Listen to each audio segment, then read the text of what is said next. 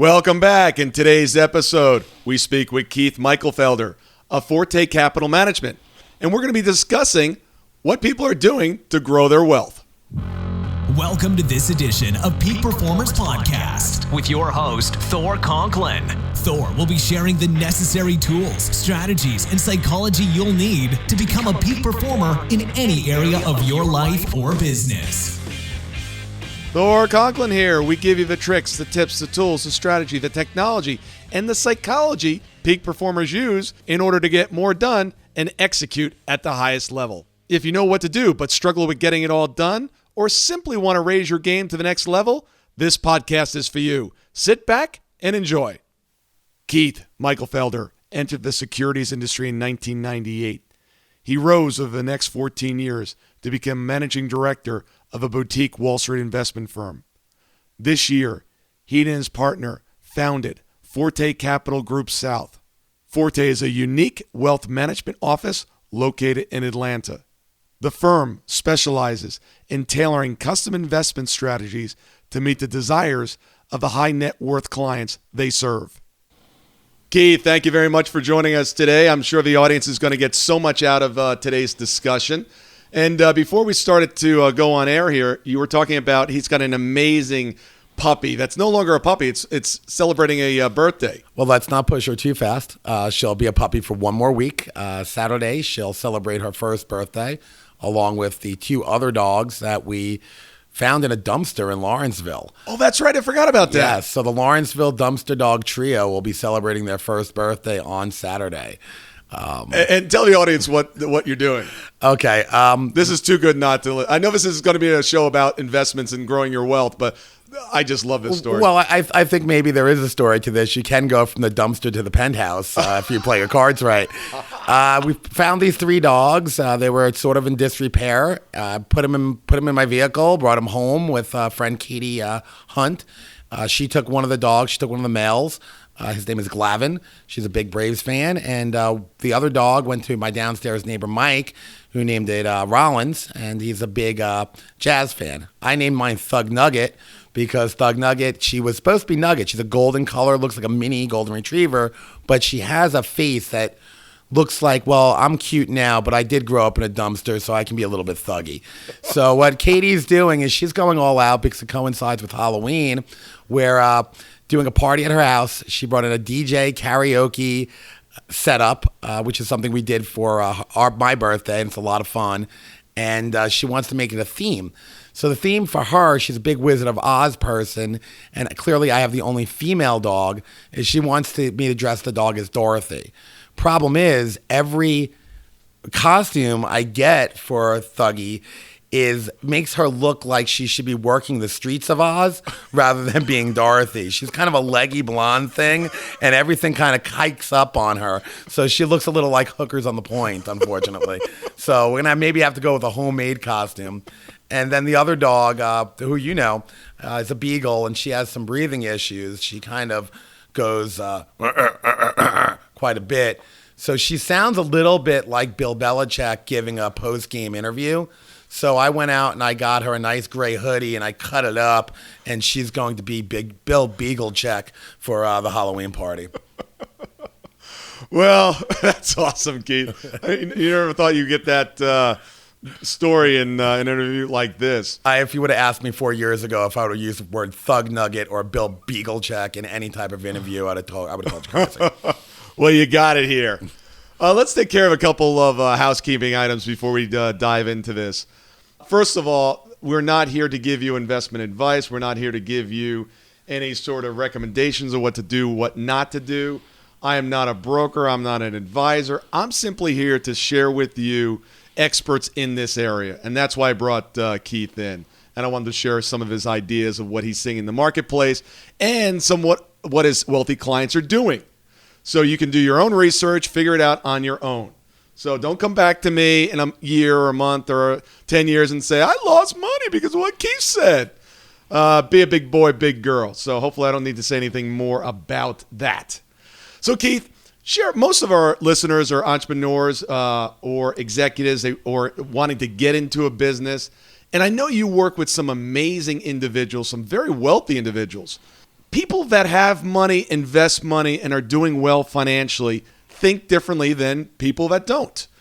Give me some of the ideas and some of the strategies and mindset that they're using that your average investor, average Joe, or people that are not doing well financially, what's the difference? What's the contrast? I think what happens, and I'm going to divide that question into two answers. I think what happens to the quote-unquote average Joe or the do-it-yourselfer is they feel that there is some sort of magic incantation that they can just do, cast a spell over their investments. And what I mean by that is they'll go buy a book or they'll listen to CNBC and they'll say, okay, this is what I should be doing according to the book. The problem in that mindset is that life happens. There are going to be life changes. And what might work in a book or what might work on an entertainment CNBC type scenario, it's not going to necessarily fit in your life.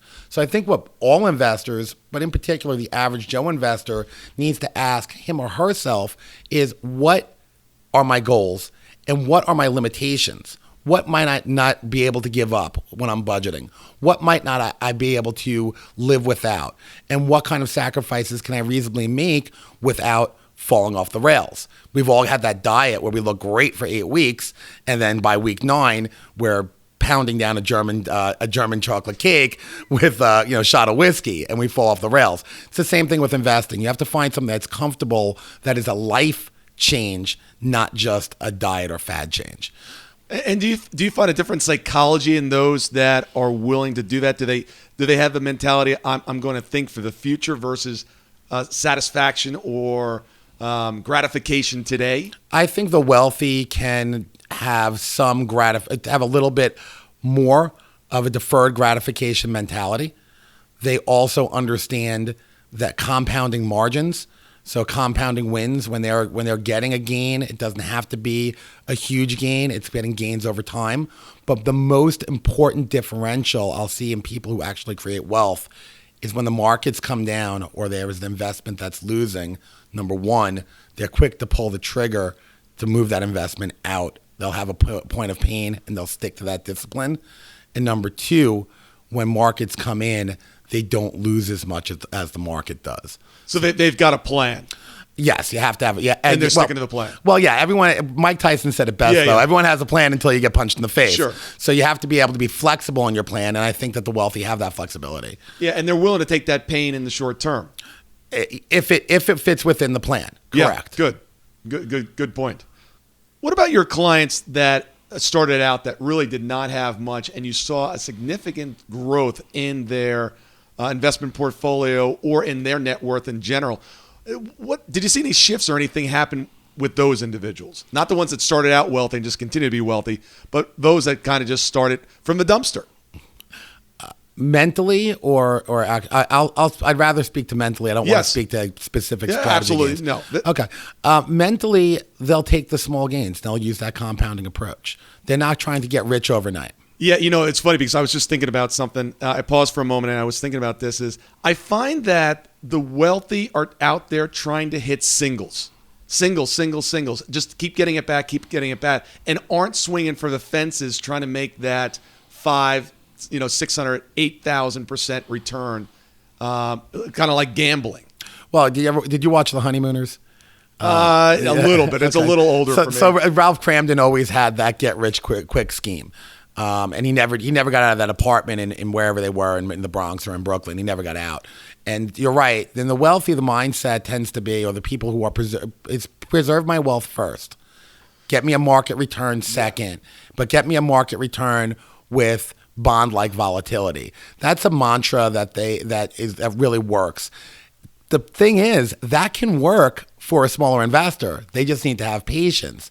Often what you see is that smaller investor, and I'll say the person with $25,000 in investable assets wants to turn that into $125,000 overnight. Getting a 5, because they read about some person who got a 5X, or they have a neighbor who got a 10X type of return. The reason they're 5X types of returns or 10X types of returns is because they're a unicorn. And you'd have about the same chances of capturing a unicorn in Marietta as you would as nailing that 5X first time out. So you have to be cognizant of, first, what's my risk tolerance, staying within that parameter. And for the people who have created wealth, the way they view that is don't lose me money first. Try not to lose me money. Very low volatility.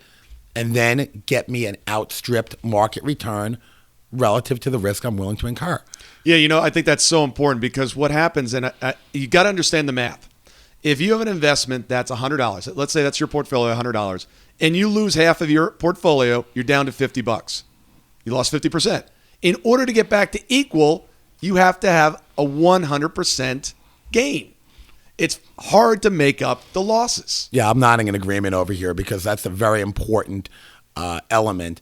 When you look at portfolios, and I'm going to try not to be too specific here just to stay within regulations, but I think a really good way to back test a portfolio, and I'll use the disclaimer, I've never seen a back test that you wouldn't like. But a really good way to explain what a back test is. So if you were to take an investment strategy and you were to look at it over the course of, let's say, the prior 5 years, and you'll hear that in mutual fund disclaimers on TV when you're watching football today, past performance does not guarantee or indicate future results. So often what investors will look at is they'll look at the past performance of a portfolio. What they tend to focus in on, unfortunately, and I don't know what psychology this is, and it's up to my industry to point back to the times when the market was down. Because if you had that kind of loss, let's say you had a market type loss of roughly 40% in the S&P in the year of 2008, how long does it take you to get back to par or back to the money you invested, back to that $100 you referenced? It takes a while. To use a phrase my grandmother was fond of, it will take you a month of Sundays to get back there. Now, had you mitigated that and only lost 20%, you're coming back faster and you'd be enjoying the rising tide of an up market, provided there is one. And that's what we saw in 2009. When people talk about the market being down, the market was down in 2008. 2009 was a fairly decent year for the stock market, which is people don't realize that. It was really a 1-year event instead of it being a 2, 3, 4-year event. The reason they view it as a 2, 3, 4-year event is those damages in 2008 were so severe to the principle of the portfolio that it felt like 2, 3, 4 years, aka a month of Sundays. Interesting. I'm sure that you've gotten some really poor investment advice over the years, since this is your business. Tell us some of the bad advice that you didn't know was bad advice, but in hindsight, you look back and said, wow, that was really stupid. I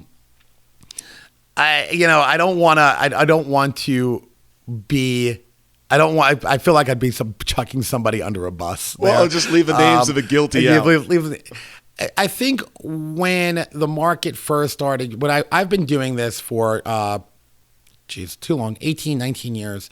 And when I was a younger advisor and the internet craze was really moving forward, it's that PEs don't matter or profitability doesn't matter, which I kind of feel where it's sort of almost in that environment right now. Profitability always matters. When I was looking to switch some of the advice to some more steady Eddie companies, which did okay in 2001, 2002, that same person who gave me that advice had a real kind of nasty word for what they called me, but it turned out to be the right decision. And that was a person who had been in the business for 40 years. So just experience doesn't mean that you're going to be right. And I think it really dials back to what I said earlier. You want to make your investment decisions that are comfortable for you. Just because the market's going bonkers to the upside or is coming down fast, don't let the market dictate what your strategy is. Yeah. And that's a good point too. You can be right, but that doesn't mean that you're going to be profitable. I remember years ago when I called that Blockbuster was a model that was outlived its time and was going to go under.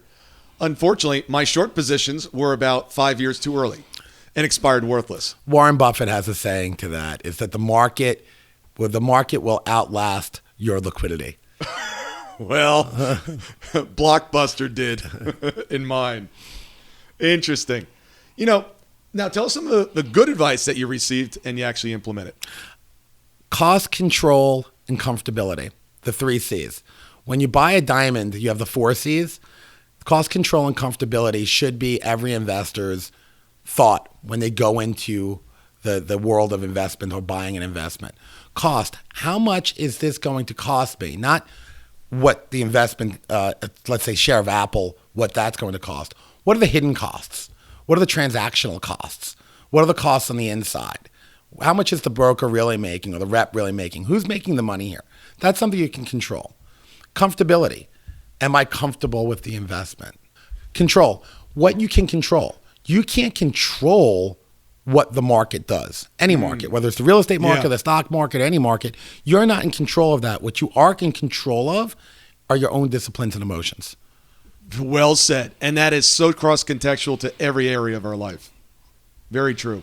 What's some of your biggest regrets? I wish I would have moved south a lot earlier in my life. I really do. Too many New York and Long Island winters. That's a big regret. Part of it was something I say that with some jest, but it is true. I started covering clients in the Southeast, and specific Atlanta, going way back to 1999 with a handful of UPS executives and managing their portfolios when UPS went public. I instantly fell in love with the city. I like its mindset, and I saw a tremendous amount of opportunity here. I think Atlanta in particular, the South in particular, Atlanta, it's a great place to connect in and plug in with the city. Meaning, I'll go back to that control idea. You can really control not only your own destiny, but if you work hard enough, using your civic duty, you can help shape where we live and where our future generations will live here. That opportunity simply does not exist in New York for a variety of reasons.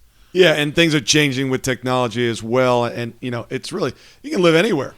You got a computer, you got a connection to the internet. I mean, you can do your business anywhere. That's true. Speaking of which, you just set up a brand new office. You have 30 brokers going in, or advisors or whatever you call them. Tell us a little bit of what it was like to go from idea of setting that up to actually getting it executed. What are the lessons that you learned along the way? Well, let's roll that back a little bit. We will be hiring 30 reps, or the idea, between now and Q2 of 2017. What we're bringing in is a very well-rounded practice with certified financial planners and some chartered financial planners, as well as some traditional registered reps on the onset. So we'll be a one-stop shop. What I've learned is you have to be flexible in your plan. Had I not been flexible, or had I given up the first time I was defeated, which happened almost out of the gate, we wouldn't be here today. The other thing I learned, and I think it's important, especially for a smaller business owner or a mid-sized business owner, is partnerships are important.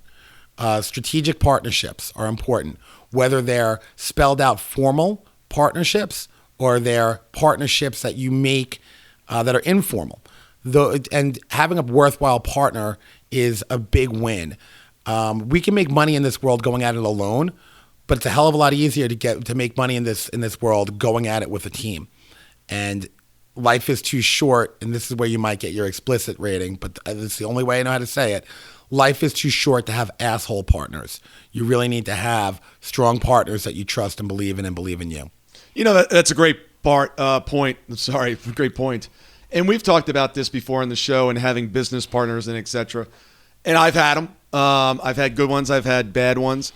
How do you select a great business partner? Great partnership agreements make great business partners. They also preserve friendships. I think that's important to drive home.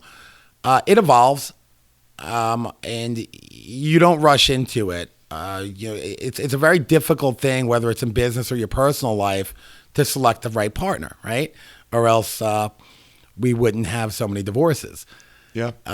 We have to have flexibility. You might want to put in a term.